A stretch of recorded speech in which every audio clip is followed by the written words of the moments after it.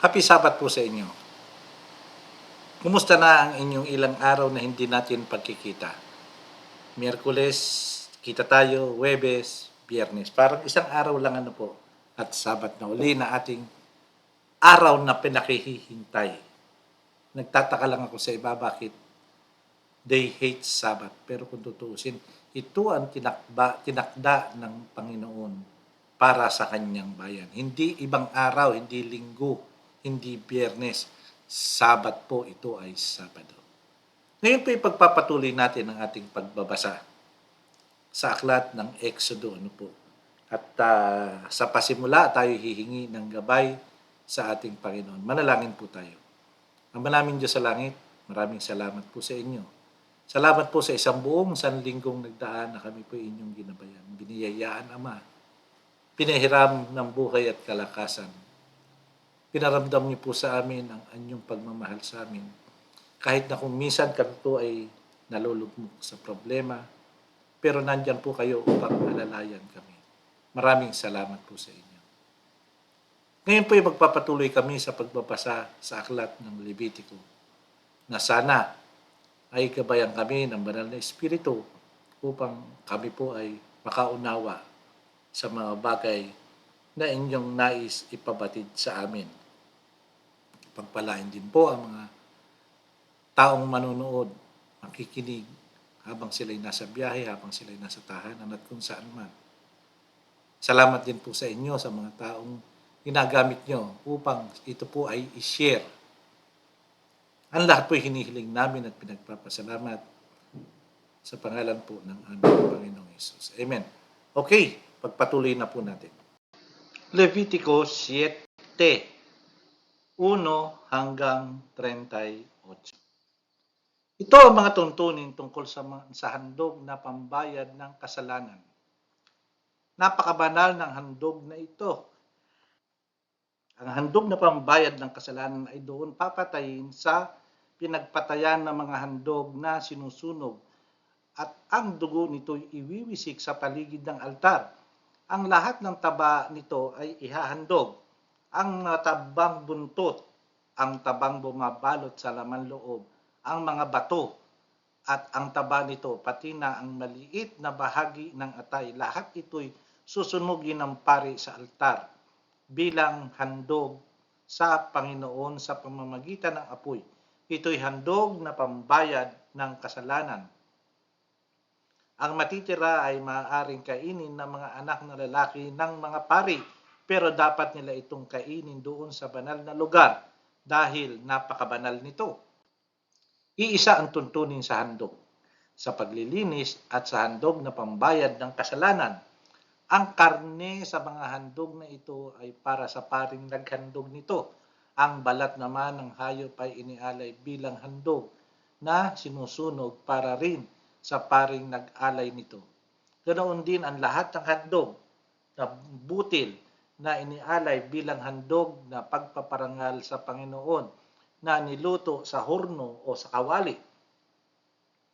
At ang lahat ng handog na pagpaparangal, may halo man itong langis o wala, ay para sa mga paring mula sa angkan ni Aaron na pagkahati-hatian nila ito ng pantay-pantay. Ito ang mga tuntunin tungkol sa handog para sa mabuting relasyon na iniaalay sa Panginoon. Kung ang hayop na handog para sa mabuting relasyon ay inialay bilang handog ng pagpapasalamat sa Panginoon, sasamahan niya ito ng tinapay.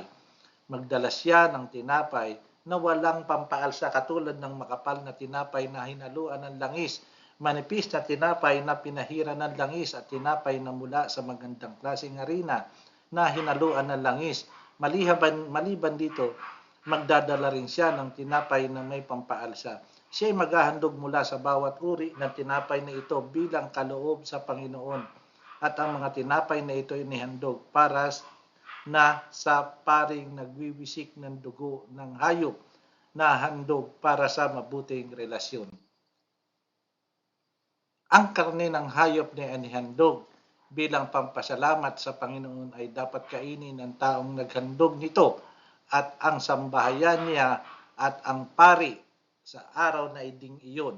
at dapat walang matira kinaumagahan. Pero kung ang kanyang handog para sa mabuting relasyon ay inialay niya bilang handog para tuparin ang isang panata o handog na kusang loob, ang karne ay makakain sa araw ng paghahandog at ang matitira ay maaari pa rin kainin kinabukasan. At kung mayroon pa ring matira hanggang sa pangatlong araw, dapat na itong sunugin. Kapag may kumain pa nito sa pangatlong araw, hindi na tatanggapin ng Panginoon ang handog na ito at magiging walang kabuluhan ang handog niya. Ang handog na ito ay ituturing na kasuklam-suklam at magiging pananagutan pa ng sino mang kumain ito. Kapag ang karne ay hindi sinasadyang nadikit sa anumang bagay na itinuturing na marami, hindi na iyon dapat kainin, kundi sunugin na lang. Tungkol sa mga karneng maaaring kainin, ito'y maaaring kainin ng sino mang itinuturing na malinis ayon sa batas. Pero ang sino mang itinuturing na marumi at kakainin ng karneng handog para sa mabuting relasyon ay huwag ninyong ituring na kababayan. Ang sino mang nakahipo ng mga bagay na itinuturing na marumi katulad ng dumi o sakit ng taong nakakahawa, hayop na itinuturing na marumi o anumang bagay na kasuklam-suklam at pagkatapos ay kumain ng karne inihandog sa Panginoon ay huwag ninyong ituring na kababayan. Nag-utos ang Panginoon kay Moises na sabihin na sa mga taga-Israel, huwag kayong kakain ng taba ng baka o tupa o kambing. Ang taba ng hayop ay namatay o pinatay sa ibang hayop ay maaari ninyong gamitin sa anumang nais nyo, pero huwag ninyong kainin. Ang sino mang kakain ng taba ng hayop ay maaaring ihandog sa Panginoon ay huwag ninyong ituring na kababayan. At saan man kayo tumira, huwag kayong kakain ng dugo ng hayop o ibon. Ang sino mang kakain ng dugo ay huwag ninyong ituring na kababayan. Nag-uutos din ang Panginoon kay Moises. Nasasabihin ito sa mga taga-Israel. Ang sino mang nag-aalay ng handog para sa mabuting relasyon ay dapat magbukod ng bahagi ng handog na iyon para sa Panginoon na ibibigay sa mga pari. At ang bahaging iyon ng handog ay dadalhin mismo sa paghahandog sa altar upang ialay sa Panginoon bilang handog sa pamamagitan ng apoy. Dadalhin niya ang taba ng pitso ng hayop at itataas niya ang pitso ng presensya ng Panginoon bilang handog na itinaas. Pagkatapos sunugin ng paring namumuno ng seremonya ang taba sa altar, pero ang pitso ay para kay Aaron at sa kanyang angkan. Ang kanang hita ng hayop na inihandog ay ibibigay sa paring naghahandog ng dugo at taba nito.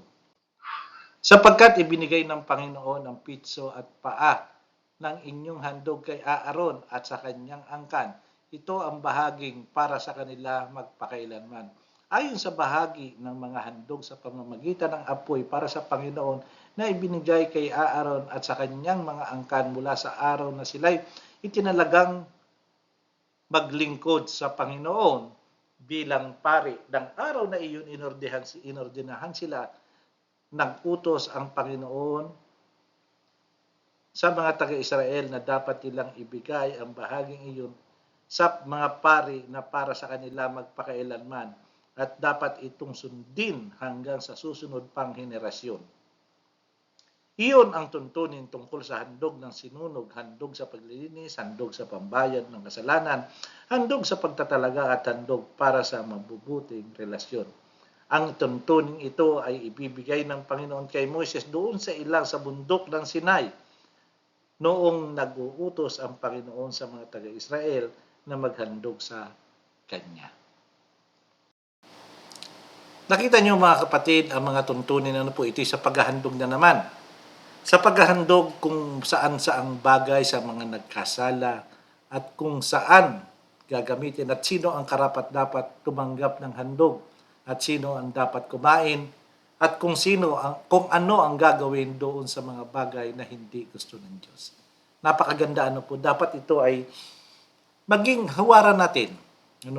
Sa paghahandog, sa pag-o-offering, At sino ang dapat nating kung ano ang dapat nating gawin sa ating mga handog. Ito po ay isang banal na bagay. Maraming salamat po sa inyong panonood, pakikinig, at sa pagtatapos, tayo po ay manalangin. Ama namin Diyos sa langit, salamat po sa inyo. Salamat po sa isang karunungan na naman at kaalaman na inyong binigay sa amin. Salamat po sa pagkakataon na tulad nito kami po ay nakakabasa pa ng inyong banal na salita. Nawa, lagi niyo po kaming papatnubayan at papahalagahan namin ang pagmamahal ninyo sa amin. Maraming salamat po sa inyo at ang lahat po iniling namin at pinagpapasalamat sa pangalan po ng aming Panginoong Yesus. Okay, maraming salamat po sa inyo. Muli ako'y bumabati ng isang happy Sabbath.